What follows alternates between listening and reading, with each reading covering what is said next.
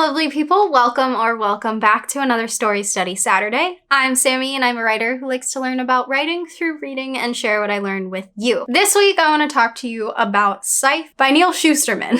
I picked this book entirely based on the title, based on the fact that I love animated shows in the past that the female leads have used a scythe as their weapon. And that is 100% of the information that I knew about this book going in was that it's called Scythe. It shows what I assume to be a girl on the cover with a scythe, and that was all I needed to be sold. However, it is not at all what I expected, which is totally fine. It's set in a post-mortality world where there are people who are tasked with the ultimate, complete, absolute ending of human life to maintain population control and all of that kind of stuff based on either statistics or at completely random. And those people are called Scythes. The story follows two 16-year-olds through their apprenticeship to become Scythes, neither of which, Citra and Rowan, want to become Scythes, which is one of the first qualifications that is needed to be chosen for an apprenticeship. Most of the conflict arises when they are at their first main meeting of Scythes, and a Scythe presents the concept that whoever is chosen at the end of the apprenticeship should be required to glean, which is their term for the final killing, the other as their first act as an official Scythe, which puts a whole lot of conflict into the story, and it is great. Let's talk about my thoughts on this one. So I think that there's a lot of really amazing juxtaposition. It's really great between both our two main protagonists and between hero side and the antagonists. There's a lot of really great clear opposites drawn in the way that a YA book kind of has to have, and I really enjoyed them. Like, it wasn't super obvious the way that some YA books are, where it's just like, yeah, there's good and there's bad. It's still kind of like that, but it's more subtle than some other YA books have been. I think this also has like an amazing premise. I love the concept of like what they do and why they do it and the world that they're in and like all of the world building and how there's this concept of art not really having any meaning anymore. There's a soullessness of the people who are living because they have nothing to fear and nothing really to work against, being that they can live forever, assuming they do not get chosen for gleaning. The way that we find out this information is also really well done, and I think it's what I prefer in terms of world building information being told, because we're given our explanations by having motivated narration through our characters, having a reason to actually know what they're saying rather than it just sort of coming up because we need to know as readers. It comes up because the character that we are looking through the perception of is thinking about it, which is, in my opinion, the best way to get that information across to your readers. I felt like there was a lot of really high stakes that kept getting higher in terms of what this world has to offer. That really drew me in and kept me really invested throughout the entire story, which is absolutely amazing. And being able to build off of the previous, what I thought were high stakes, and then make those next stakes even higher was really well done. I enjoyed seeing the budding of the like platonic love between our two main characters, which may or may not become something more important, but it definitely felt like they were becoming one with another based on their shared traumatic experiences, and witnessing that develop is really nice, and it's really naturally developing. It's also just like a really great YA book, just covering like staying true to your moral values, even when there's like a strong, heavy, deep pressure to go against them and change what you stand for entirely. It's really great for teaching kids to like stay true to themselves and like know the difference between right and wrong, which is what most YA books are for. I think it did a really good job of doing that, so I am cool with it. In terms of what I think could be improved, I definitely think that lesson that there could definitely have been more gray areas, and that he could have trusted his readers to be able to read a little bit deeper into it. I don't know if that's coming from the fact that I am a grown adult reading a YA novel, or if I were like 15 reading this book, if I would still feel like this is very obviously like a black and white story and there's no gray space. I wanted more room for that gray space because it was very obvious like one side or the other. There was no like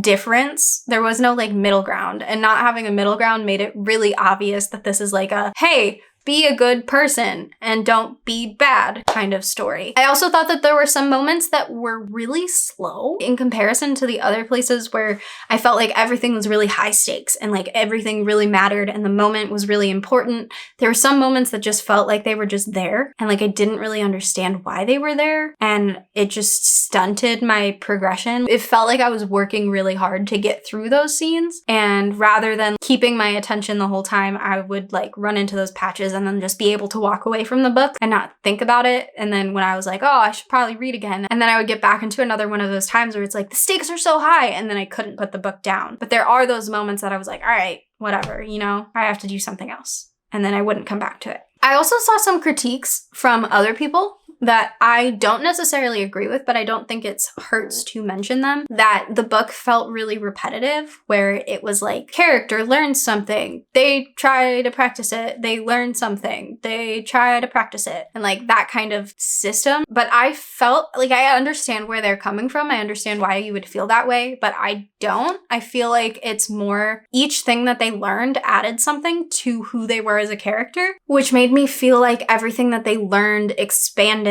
on the previous thing and created a different kind of tension for the next high stakes scene. And that allowed me to be more interested. But I do definitely understand where that was coming from, because I think that a lot of those moments that I was like, this is not moving as fast as I want it to, are probably similar moments that the people who mentioned this repetitiveness we're probably thinking of. So what can we learn from this book? World building. The world building in this is great because it is based off of the real world, but it is also in like a sci-fi world that you don't necessarily have to figure everything out. Like you can use places that really exist. You can name things after places that really exist and design things off of things that really exist and then just add your own factors into it. And I think that this is a great example of building out a future world that is still deeply connected to the present world, which definitely gives your readers something to be able to latch onto a little bit easier in terms of understanding the world building. It makes it easier to process and not necessarily as, okay, we're in deep space, we're in this place, and this is how time moves. Now we have to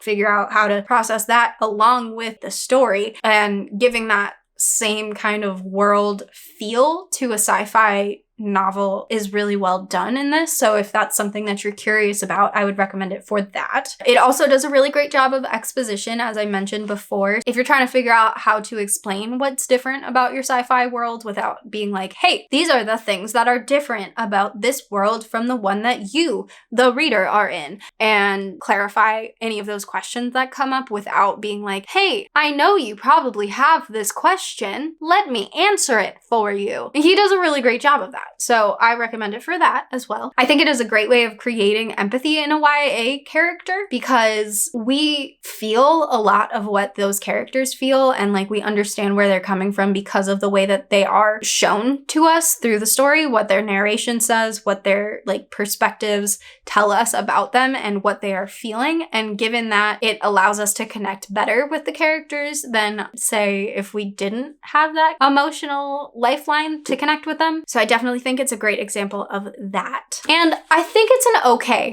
okay example of like a platonic love. It's not like the best. It's not like they're obviously just best friends. You don't really see it develop. So that's why it's like okay. But I think once it's there, it's a good depiction of that like platonic-ish love. I can see their friendship becoming something that's really strong, or something that buds into something else based on how this first book of the trilogy went. So I'm curious to see how it continues. I'm also curious to see like what happens afterwards, because the ending is a trip. So let me know if you've read this book. Let me know what you thought about it. If you have any complaints about it that I did not touch on, if there's anything you thought that was like super great. I gave it 5 stars. Like I just had a really great time reading it. Honestly, I don't remember why I gave it 5 stars. But I was just like, this is a 5-star book. I love this book. So I had a really great time reading it. So it's definitely a fun read, even if there's not a lot of things that are super specific to this story that we can learn from it. But it's definitely a fun read. At the bare minimum, I definitely just enjoyed it. So let me know in the comments what your thoughts were, if there's anything that you think I should have touched on that I didn't, or anything along those lines. And if you like this video, leave a like down below. If you want to see more videos like this or other tips on how to become a better writer, hit that subscribe button and the notification bell. I put out a story study Saturday every week and a writing tip Tuesday as well, so you can see both ends of that spectrum if you hit that subscribe button. And I will see you guys on Tuesday.